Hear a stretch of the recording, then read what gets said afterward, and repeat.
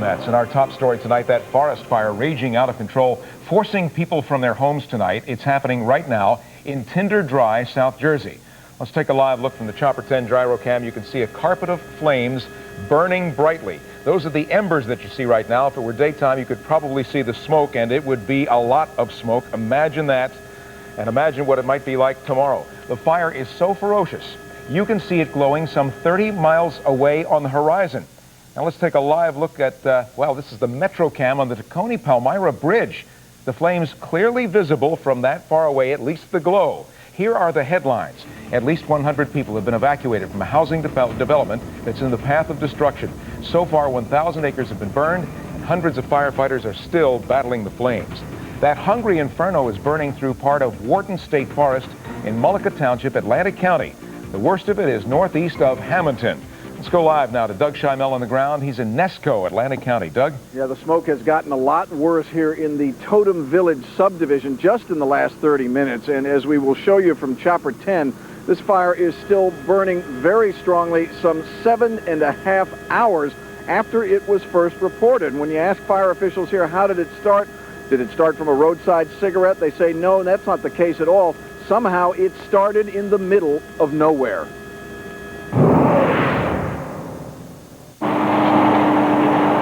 As flames raced toward backyards, forestry crews lit backfires and dug fire breaks in order to cut off homes from the inferno. 100 residents were told to leave the Totem Village development, but Paul Gautier came back. See how close it got to my house, see if anything was burned, to see if I lost anything. It's my father's home. Sprinklers ran from rooftops of homes left behind, and residents did what they could to move the family pets to safety. Others packed up and waited. Upset. It's everything I've worked for all my life here. As a chopper-directed fire crews in the Wharton State Forest, 400 firefighters from 3 counties surrounded the neighborhood. We have a perimeter set up with probably 2 homes per 1 pumper engine. That's a lot of protection, and we're just waiting for the fire to arrive. Gotta save my home. But guys like Steve Bailey know the fire crews cannot save everything. So what do? I have to fight for it. I'm gonna fight for my home. I'm gonna fight here. I'm gonna fight here as long as I can. Well, for Steve Bailey and the 400 other firefighters out here, that fight may go on all night long, at least as far as they are estimating now. Still looking at a little over 1,000 acres that have burned over the past 7.5 hours. As for any property damage, they say no residential areas. They may have been some storage and outbuildings that were out in the woodland there that may have been destroyed in the fire. As for injuries, no serious injuries, but we are told at least 1 firefighter has been treated for heat exhaustion. But if that is all, after nearly 8 hours of battling a monstrous blaze like this, firefighters say that is a pretty good record so far, but they fully expect to be here throughout the night. Live in Nesco, New Jersey, I'm Doug Schimel, News 10. In other news tonight, a local Philadelphia boy who survived a deadly bus crash in Virginia says he knows the cause. 15-year-old Christopher Lowe of West Philadelphia was among those who escaped serious injury. Christopher was reunited with his family tonight. News 10 on hand at Philadelphia International Airport for the emotional arrival. This was the harrowing scene today in Southern Virginia. The charter bus was loaded with children and chaperones on a Black History tour. The bus went off the highway, hurtled down a 150-foot embankment, and plunged into a river. It ended up on its side, partially submerged in water. Here's where it happened, on Interstate 95 near Stony Creek, Virginia, a small town about 45 miles south of Richmond. The bus trip was retracing the path of the Underground Railroad, the route escaped slaves took before the Civil War. The only fatality, 25-year-old chaperone Adissa Folk, was a good friend of civil rights pioneer Rosa Parks. They're sad, and I'm just hoping, though, that the young people who are surviving will continue on with the program. The bus trip was co-sponsored by Parks' Civil Rights Foundation. 4 people were seriously hurt, among them the bus driver, who had to have a hand and a foot amputated. As we said, one local boy, 15-year-old Christopher Lowe, was on the bus, and tonight he made a safe return to his family. He tells an unforgettable story. It was the first time Christopher had really been away from home. He and the others were almost 3 weeks into their tour when the accident happened. The bus fell in the river and turned sideways, and the side I was on, that's the side that hit the bottom of the river. Once the bus hit the water or whatever, you know, I was just like, whoa, what's going on? As soon as I hit the floor, I see people like flying and people screaming, and what I did was I tried to pull myself up, and we lift the emergency exits up and pushed the windows up, and we took head counts. One person was dead. How could something like this happen? Chris says the bus driver fell asleep. I've seen him do it before, and we've had to wake him up before, but... While he was driving? While he was driving.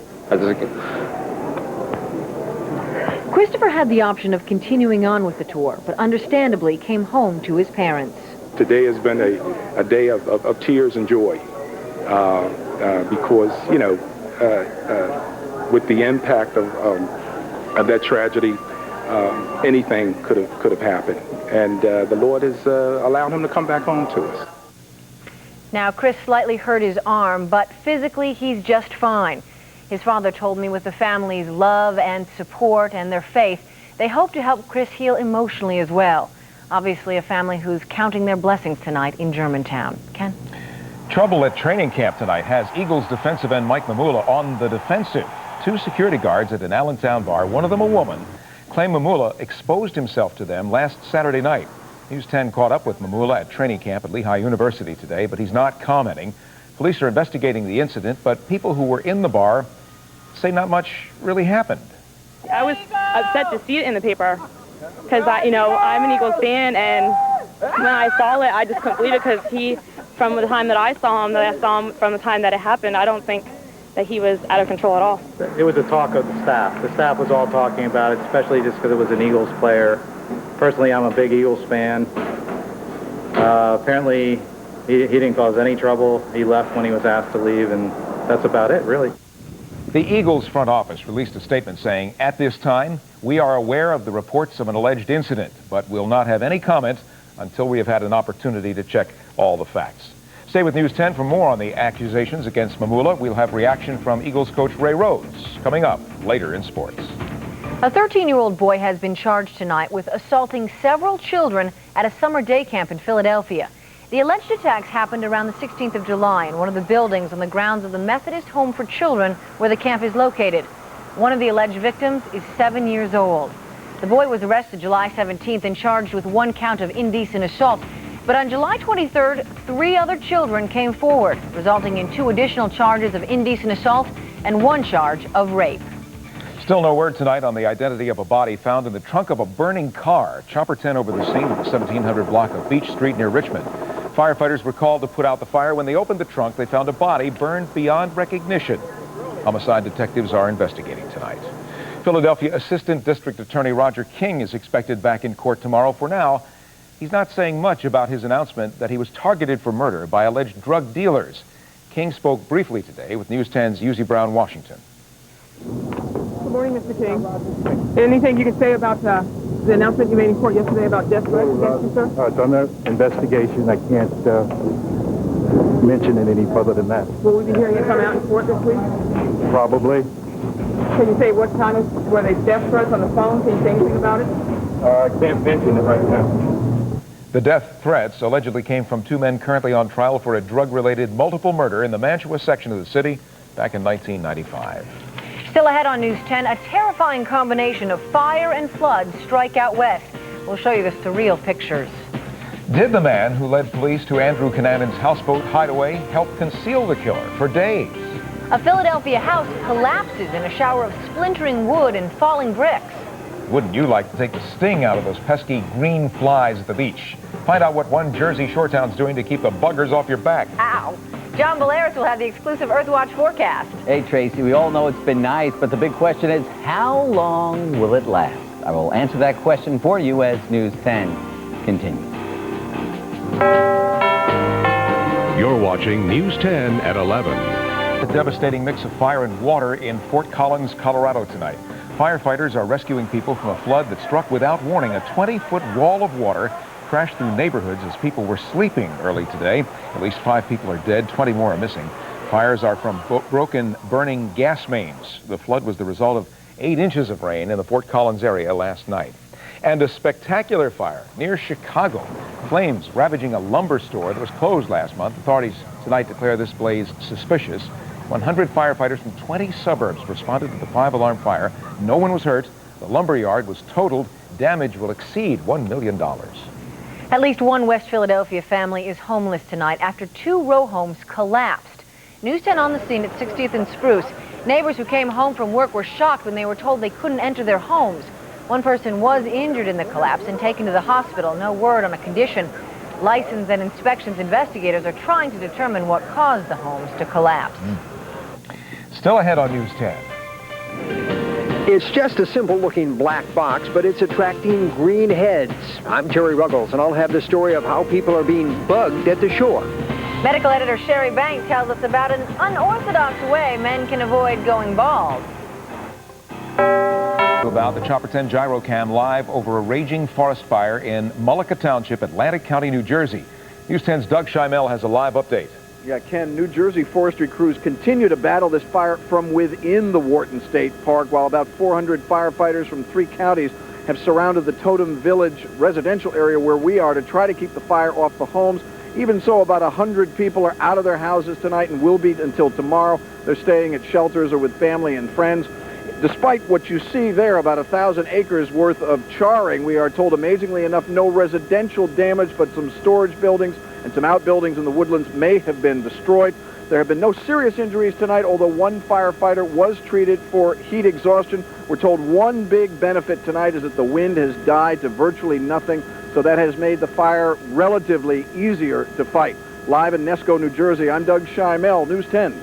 Lucky so far. Thanks, Doug. Stay on the scene. The Florida caretaker who led police to a suspected spree killer, Andrew Cunanan, is under investigation himself tonight. Fernando Carrera called police to the houseboat where the Cunanan manhunt finally ended last week, and now the Miami Herald reports a woman saw Carrera taking food to that houseboat 2 days before Cunanan committed suicide. Police want to know who, if anyone, helped Cunanan hide out after the murder of fashion designer Gianni Versace. But they don't know whether to take Lola Dudley's claims seriously because she's on lots of medication. Tonight, the mother of Autumn Jackson says neither woman will submit blood samples for a paternity test involving Bill Cosby. The 22-year-old Jackson claims to be Cosby's illegitimate daughter. Last week, a New York jury convicted her of trying to extort $40 million from Cosby by threatening to go public with her story. A lawyer for Cosby says the entertainer has had blood drawn for a DNA test. Through her attorney, Jackson's mother, Sean Upshaw, called the Cosby move a publicity stunt. Topping the Health Watch at 11, the road to a more rapid recovery from heart surgery. Medical editor Sherry Bank explains.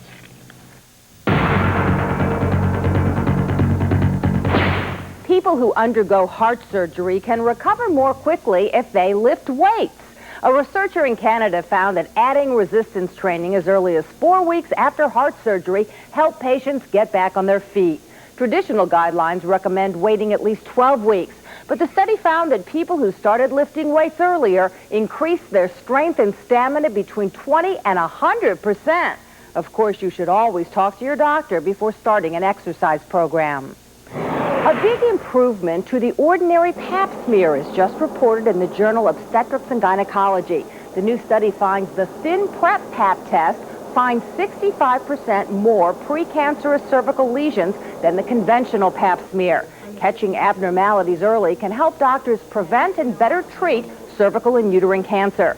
The thin prep pap test is not yet routinely used by most gynecologists. Well, a leading British authority on baldness says there is a way for men to keep their hair. Hugh Rushton says one of the best ways to avoid going bald is to drink alcohol to excess. Rushton says bald men tend to have too much testosterone in their blood, but the livers of heavy drinkers can't process the hormone properly, so testosterone doesn't build up. Obviously, if you don't drink, don't start because of that report, even though this British authority believes you can eat, drink, and be hairy. On the Health Watch, Sherry Bank, News 10. It's happened to all of us. You're relaxing on a South Jersey beach, and suddenly a stinging pain sends you jumping. A green fly, one of those big bruisers with a nasty bite, has just targeted you for lunch. News 10's New Jersey correspondent Terry Ruggles explains why the pesky pests are bugging us so much this year. They look like horseflies wearing sunglasses, the dreaded and despised greenhead. They really hurt. It's not like regular flies. You really feel them. They cause like real big bumps. They hang on to you. They just hang on to Eat a lot of meat. Yours? Everybody's. Greenheads breed in the sawgrass and the marshlands, and this year conditions have been just right for a bumper crop. It only takes a couple of weeks of that heat wave to come up, and it's perfect for them. The story is the same up and down the coast. They bug people on the beaches. They're a pain in the neck along the mainland. you. In Tuckerton, it's horrible. There's so many flies, and they get you everywhere. And they'll flock all over you. They're a pain in the ass, personally. When greenheads are out, your best friend can be a pair of sandals, used as a fly swatter. In Brigantine and other shore communities, you may see structures that look like tables. Basically, pieces of plywood and 2x4s and a little screen painted black. Well, they're attracted to black because it naturally throws off heat. They like heat. They'll hit this funnel, they'll come up and through here, and then they'll get trapped up in here. When it's breezy and the humidity is low, the fly kill count is down, but then so are the greenheads. In a few weeks, they will be gone. But beware, beachgoers, when you go to the shore to beat the heat, you may have to beat the greenheads, too. Terry Ruggles, News 10. Now, let's hope we don't have to really beat the heat. If it stays nice, maybe we'll get rid of the greenheads. Boy, wouldn't that be nice, John? Tell you what, though, if it's not the seagulls, it's the flies. It's a little tough down the shore this time of the year. You got to go almost in military garb. You got the fly swatter, the bug spray, and you'll be all right. Let's check it out for you right now. It's nice. It's a beautiful night. Gorgeous. 79 degrees was the afternoon high at Lenape Middle School in Doylestown. The low was 64, standing at a lovely 65 degrees right now. It's so lovely because humidity is low. Today's official high at the airport was 82. It was so nice. The normal high is 86, record high 98, record low 59. Now, tomorrow's record low temperature, 58 degrees, set back in 1981. We're forecasting a low of 58, so we may tie a record by tomorrow morning. But we like that record. Nice, cool, delightful. Temperatures in the 50s in the Poconos at this hour, mid-60s to the lower 70s everywhere else with clear skies. In the rain bucket, July still dry, officially 2.38 at the airport, about an inch and a half short. For the entire year, 17.96 in the old rain bucket, 6.5 inches short. We still need some rain. Cool Canadian air, bring it on down from Canada. That's what's happening tonight. That will happen tomorrow with the blue skies, the bright golden sunshine courtesy of Canada with high pressure crested over the Great Lakes. All that heat and humidity is suppressed to the south and east. There it is. It's going to remain locked there. Because of this high pressure system right here, it will just lean on us and keep the heat and the humidity suppressed away from the greater Philadelphia region. Shore watch for you Wednesday. Nothing but sunshine, temperatures in the 70s, and a few flies. Your forecast for tonight, clear, record coolness, 58 degrees. Tomorrow, golden sunshine, low humidity, deep blue skies, 80. 5-day forecast, moving on through the week. You're going to love it. If you like sunshine, that is. Thursday, sunny, low humidity, 84. Friday, still sunny, 85, low humidity. Saturday, increasing humidity, a little bit milder, 87. Sunday, maybe a late day thunderstorm, 88 degrees. Just a few flies around. Wow, though. Wow. Yeah, it looks great. Okay. Thanks. You're welcome. Coming up next on News 10 at 11, an eagle is accused of exposing himself at a nightclub over the weekend. Dan Brady has the story next here on News 10. You're watching News 10 at 11. Significant distraction. Quite naturally, anytime you hear anything, you're going to be distressed about it, but I want to make sure we get the facts on everything before I comment on anything. To the Phillies now, they're coming off one of their best games of the summer. That was, of course, Monday night, the 8-4 win over the Padres. This is game 2 of this series. There's Riddick Bowe, the former champ, former Marine. Third batter of the game, Tony Gwynn. 2-run homer for Gwynn. All he's done this year is hit 16 home runs, 94 RBI, and he's batting .390. Bad year. Second inning, 2-1 Padres, but 2 on, no out. Kevin Stocker batting in the 8th, and he hits a 3-run home run. Here's your update. They're in the 5th, and it's 4-2 Phillies. Hey, you know what that would be? If they win this game, that means they would take the series. That's only the second time they've won a series all year. A current heavyweight champion was in Philadelphia today. News 10 cameras at the Adams Mark Hotel. And you're taking a look at the WBC heavyweight champion, Lennox Lewis, who on October 4th will fight that guy, Andrew Galata. Galata has had 2 fights with Riddick Bowe. He was disqualified both times for low blows. So here's Lewis, who came to today's news conference with his own props. This is legal.